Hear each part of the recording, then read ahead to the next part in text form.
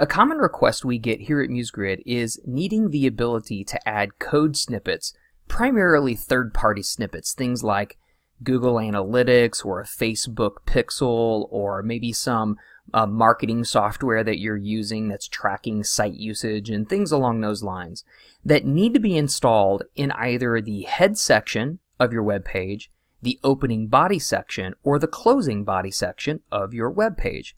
Well, this is where Code Injector comes into play.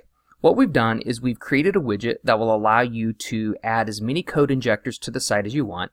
But in our use case here, let's say that we're going to do a Facebook Pixel. So we're just going to rename this to say Facebook Pixel. And as you can see, it will rename the code injector here at the top to say Facebook Pixel. So it's a nice visual representation of what this code injector is supposed to be. We've of course changed the tag color to blue. I'll change it to red just to give you kind of an idea of what it will look like here.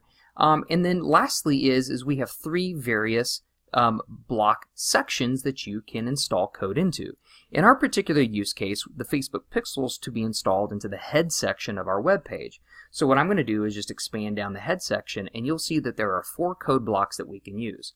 Now in the full-length video, I'll go over the details of why we've created 4 text blocks here, as well as why have we even included the head code block at all, because Muse does allow you the ability to add code to your head section. Well, we'll go into detail on why we do that in the full-length overview video.